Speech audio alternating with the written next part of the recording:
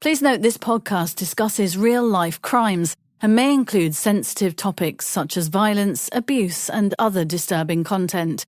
We recommend listener discretion. It was around 10:35 p.m.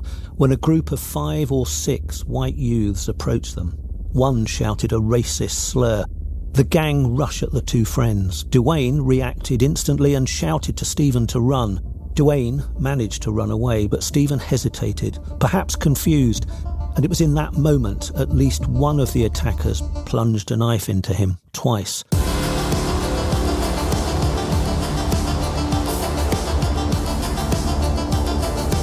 I'm journalist Helen Fospero. I'm crime reporter Martin Brunt. And this is True Criminals. A journey into the darkest corners of the criminal underworld, with insights from decades of true crime reporting. The stories behind the stories, plus exclusive interviews with those closely involved in notorious cases. Re-examining crimes so shocking, they still haunt our imaginations.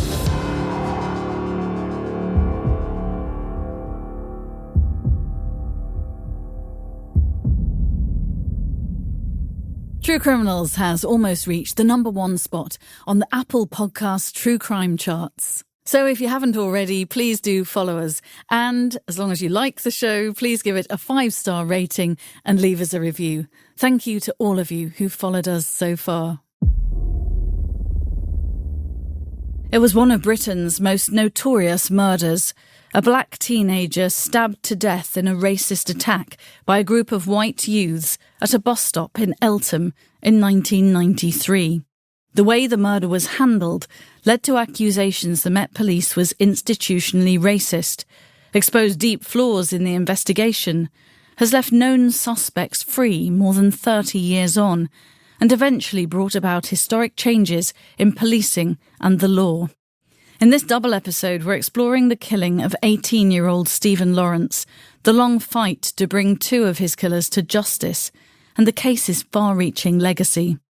In this first episode, the story of the crime and investigation, the experiences of those involved, and the profound and devastating impact on Stephen's family.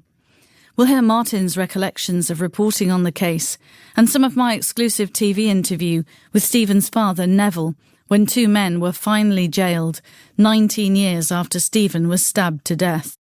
In our next episode, we'll be joined by the former Assistant Commissioner of the Metropolitan Police, Neil Basu, to reflect more deeply on how this case changed policing and society, and to explore how Stephen's story bookended his illustrious career.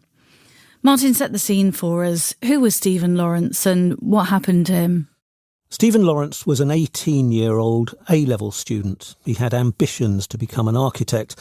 He was a young black man growing up in southeast London, and by all accounts, he was hard-working, talented, and loved by his family, a very aspirational young man. On the night of the 22nd of April 1993, Stephen was on his way home with his best friend, Doreen Brooks. They were attacked completely unprovoked by a group of white youths at a bus stop in Eltham. Stephen was stabbed twice and died near the scene. It was truly a senseless murder, but initially it didn't make major headlines. It was only later, as the case exposed the failures of the police, and as his parents fought for justice, that Stephen's name became known nationwide. You and I are very familiar with Stephen Lawrence and the story, but why does this case still resonate more than 30 years later? I think there are lots of reasons, and some of them are quite obvious. It's, I suppose, principally the horror of what happened, the racist nature of the attack, the almost couldn't care less attitude of the police response, and the eventual campaigning, not least by Stephen's family, that brought some sense of justice. To understand why this case and the police's mishandling of it caused such outrage, let's go back, Martin, to 1993 and the timeline of the crime and the investigation. It was the evening of the 22nd of April. Stephen Lawrence and Doreen Brooks are at a bus stop on Wellhall Road in Eltham, southeast London. It was around 10:35 p.m. when a group of 5 or 6 white youths approached them. One shouted a racist slur, what, followed by the N-word. The gang rushed at the two friends. Duane reacted instantly and shouted to Stephen to run. Duane managed to run away, but Stephen hesitated, perhaps confused, and it was in that moment at least one of the attackers plunged a knife into him, twice. Both stab wounds were vicious, one about 5 inches deep, and both cut through major arteries. Stephen was gravely wounded. The gang of attackers fled down Dixon Road, disappearing into the night.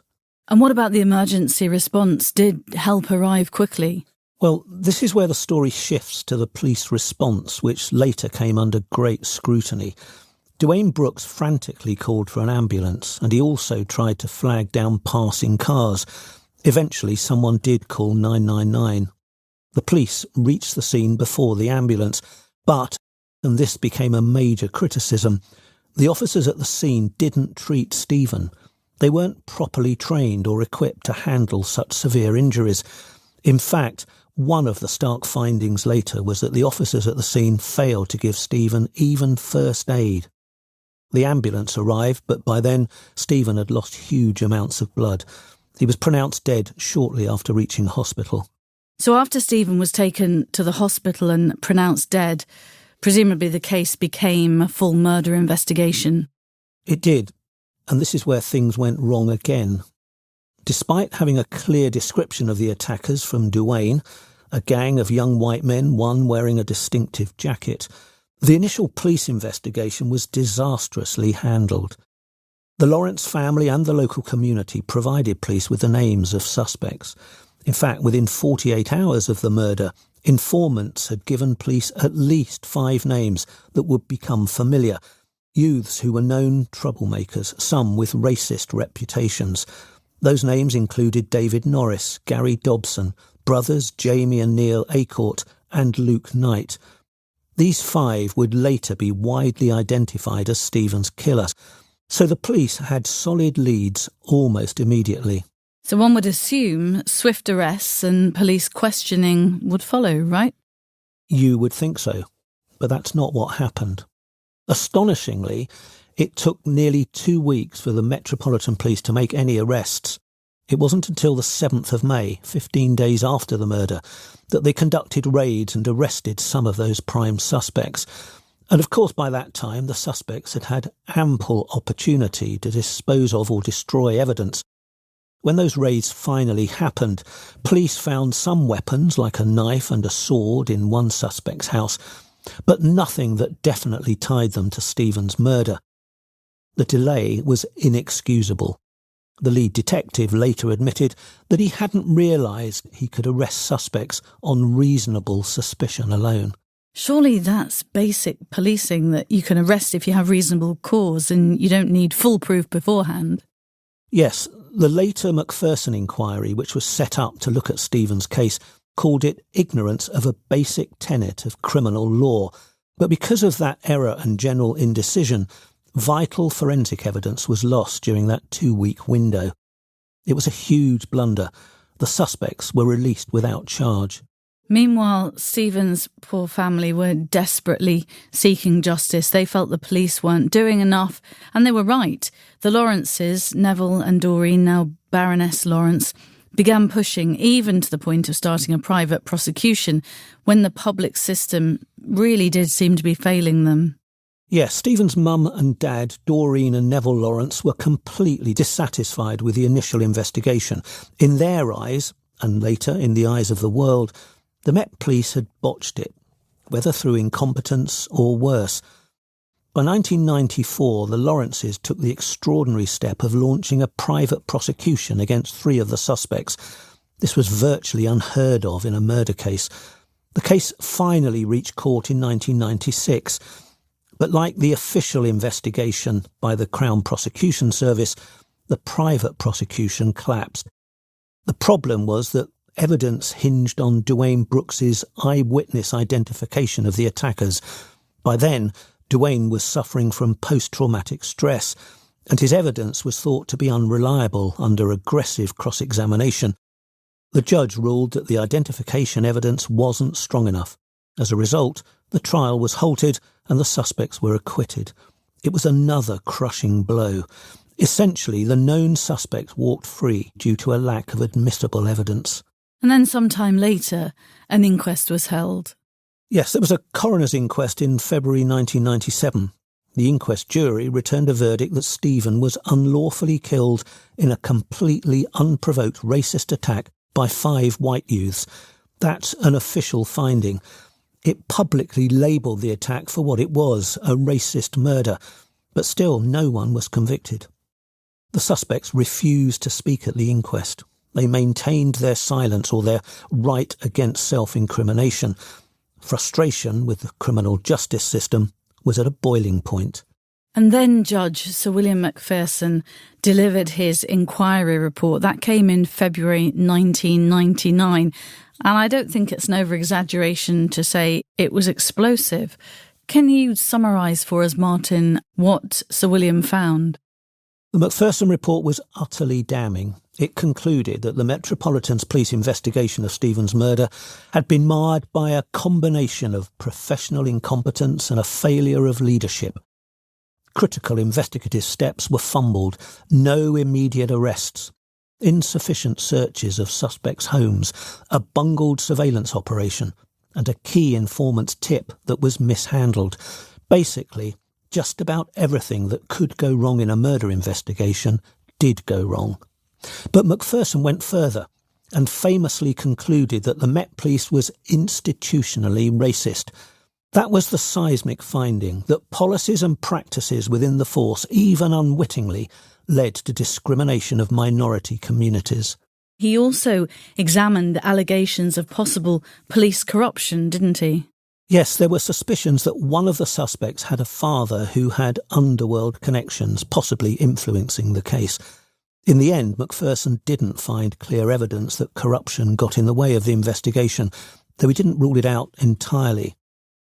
The report mainly pinned the blame on systemic failings and attitudes and racism rather than a conspiracy, but many remained sceptical.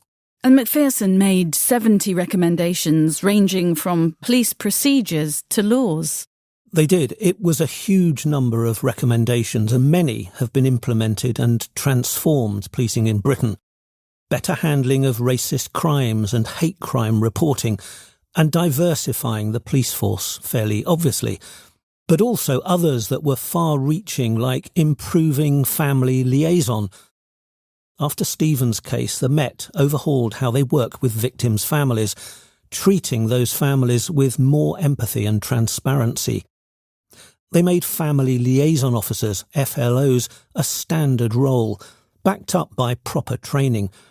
And when it came in criminal law, after Macpherson, the double jeopardy rule for serious cases like murder was amended.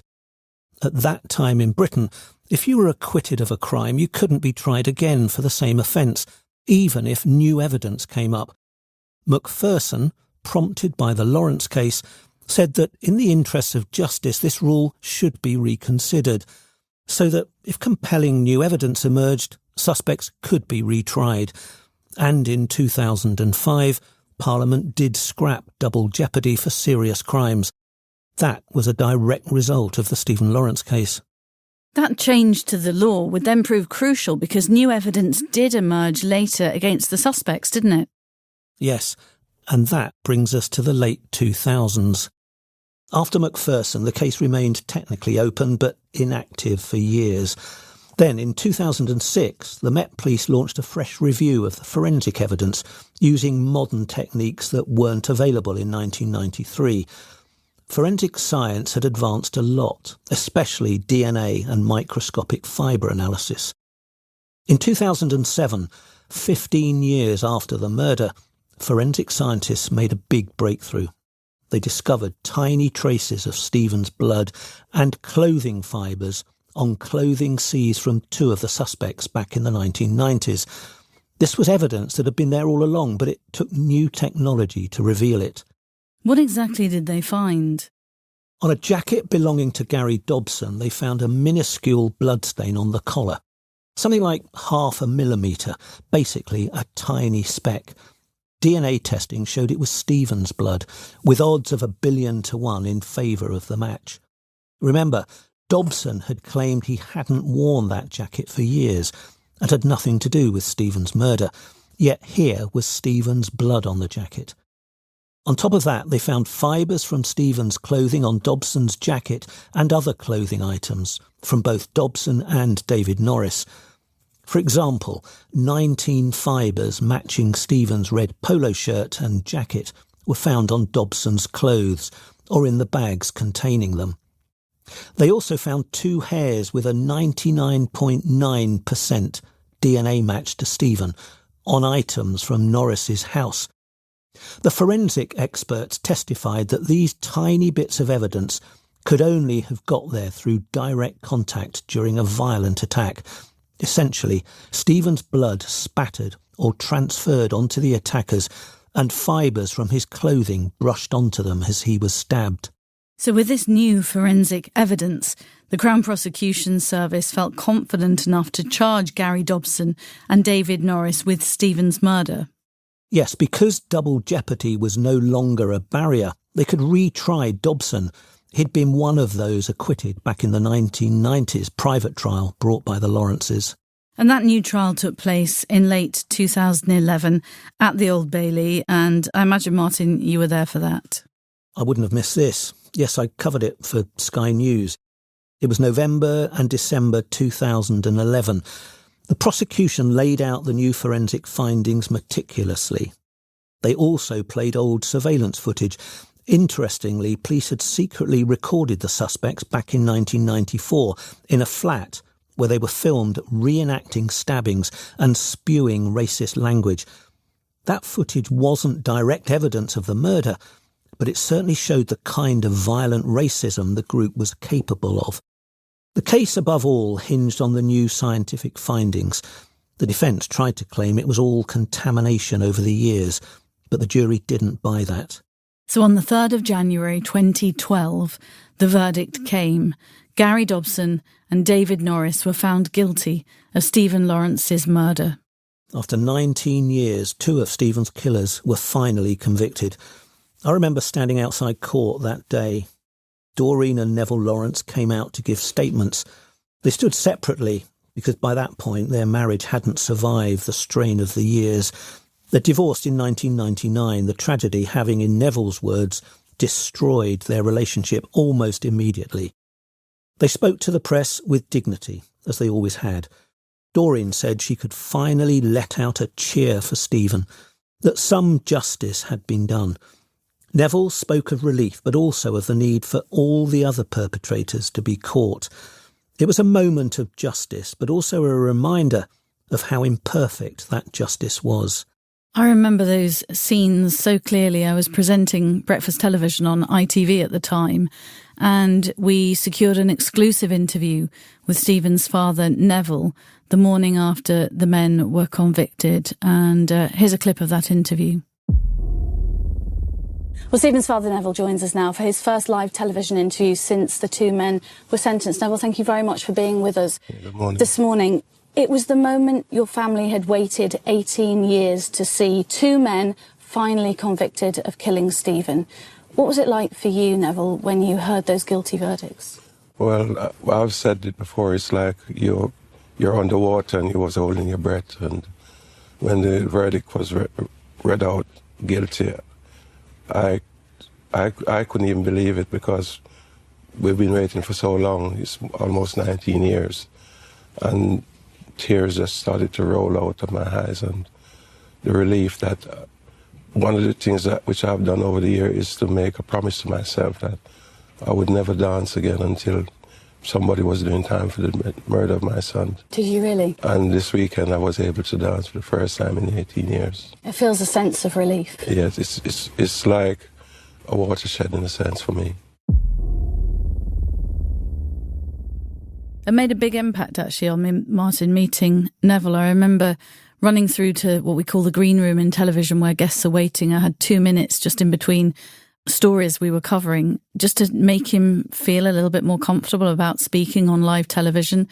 And I just kind of held his hands and said to him, look, Neville, I'm a mum too, and when you come into the studio, try and ignore all the cameras and I'll look after you in there. And we spoke for about 8 minutes, and yeah, it's one of those moments in my career I think I will never forget, seeing all that pain and relief that finally, 19 years on, at least 2 people were in jail. Dobson and Norris were given life sentences with minimum terms of 15 and 14 years respectively, and are still in prison.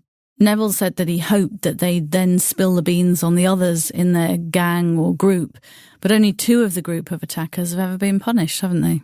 Yes, the others, the Acourt brothers and Luke Knight, have never been convicted, and in their cases no new evidence has emerged. And there was long talk of a possible 6th man involved that night. The case officially remains open. The Metropolitan Police have said they are determined to identify other suspects who got away. Over the years, there have been hints at who else might have been there. One name, Matthew White, came up later. He was identified by some witnesses as possibly present during the attack, and even allegedly confessed to being there, but he was never charged, and he died in 2021. In 2023, police admitted there were serious failures in how they investigated the 6th suspect. Another piece of evidence was mishandled, which just reinforces how flawed the original investigation was. The current Met Commissioner, Sir Mark Rowley, has said the original investigation was so bad it caused irreparable damage to the case. Have any of the police officers involved faced any disciplinary action? 4 retired officers were under investigation for allegedly bungling how they handled the case.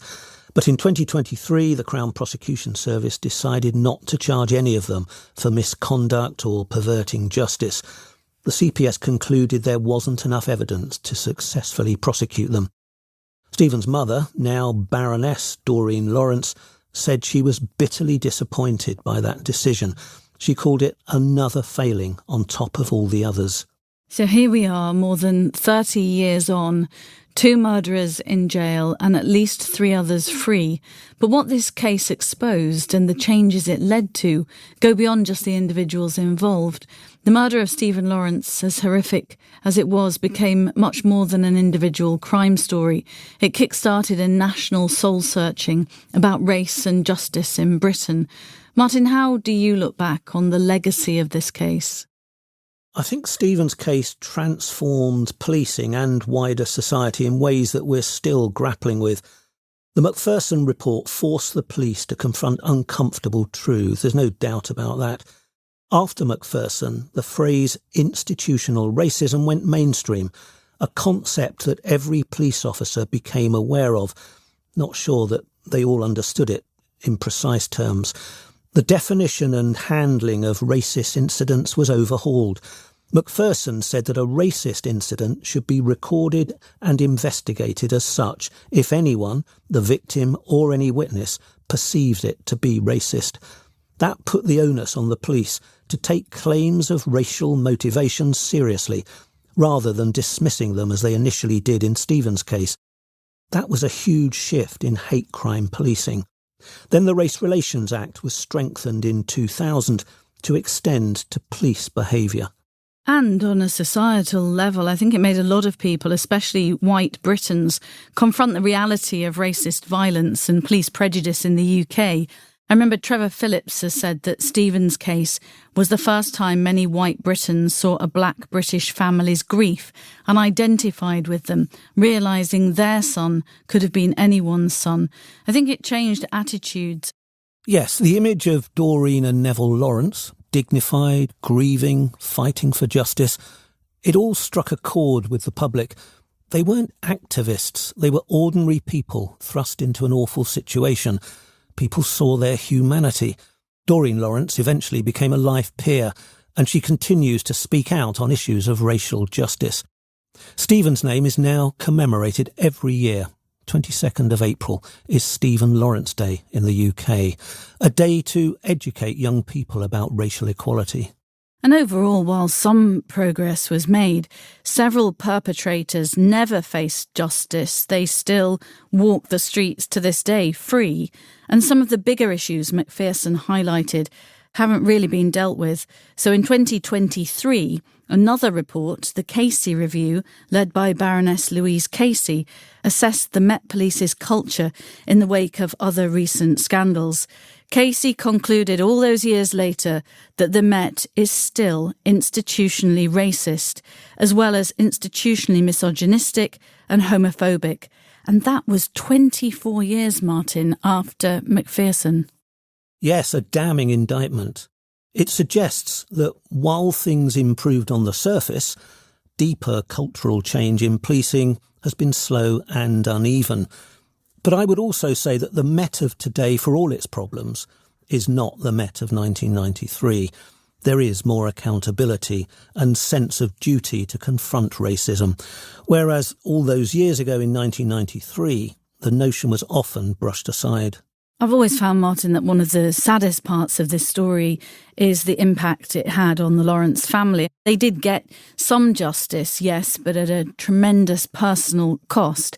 We mentioned Doreen and Neville's marriage didn't survive. They separated under the strain of grief and years of fighting. Neville said that from the day Stephen died, he and Doreen never physically touched one another again, showing how grief can create an unbridgeable gulf. They had 2 other children, Stuart and Georgina, who grew up without their brother, and with their family consumed by this campaign, it really did destroy the family life that they knew. It did, and it's a recurring but important theme in the cases we've re-examined on our podcast. Often in true crime stories, we focus on the legal outcomes, but again, at the heart of this story, of course, are victims, a mother, a father, a brother, a sister, and a best friend who all had their lives upended. The Lawrences turned their pain into a fight for change, but they shouldn't have had to. As Neville Lawrence once said, he wished his son to be famous for the buildings he would have designed as an architect, not for the manner of his death. Well, to explore the case more deeply and ask what it's meant for race relations and policing, in our next episode we'll be talking to Neil Basu, former Assistant Commissioner of the Met Police. He was actually part of the team that responded to Macpherson's recommendations early in his career, and he attended the 30-year memorial service alongside Stephen's family in 2023. So he brings a unique perspective as both an insider and an observer of change. The attitude was, they're young black kids, they must be troublemakers. And the way Dwayne Brooks was treated, he was clearly unbelievably traumatised. He just watched his best friend effectively be killed in front of him. He was running away, so he had survivor guilt as well. What he was going through would have been awful, and the way he was treated was as though he and his friend had had something to do with his friend's demise, and that is unforgivable.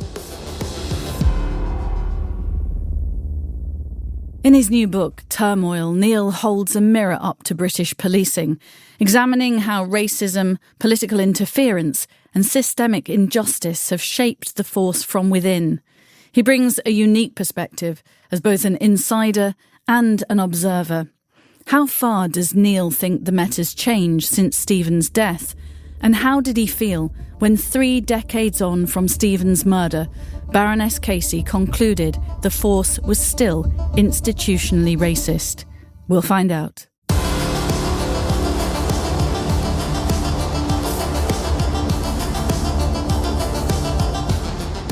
Welcome to our new Patreon followers.6Thank you for joining. Just to remind listeners, if you want to hear the episodes ad-free, you can. Head over to patreon.com/True Criminals. Stay with us for 3 months at Patreon and we'll send you a free True Criminals mug. Martin and I haven't even got one of those yet. Your support means everything to us. If you're enjoying the podcast, please take a moment to leave us a review. It helps us grow, reach new listeners, and keep bringing you the stories you love. This episode is brought to you by Audio Bleach Global. Our producer is Russell Barnes, with audio production by Andrew Chappell. The original score was composed by Chap Mannequin, artwork by Bleached, executive produced by Lee Mann. Follow True Criminals on Instagram at true.criminals and on YouTube at youtube.com/@true-criminals. For exclusive content and ways to support the show, visit us at patreon.com/True Criminals. For partnership opportunities, please contact us at contact@audiobleachglobal.com.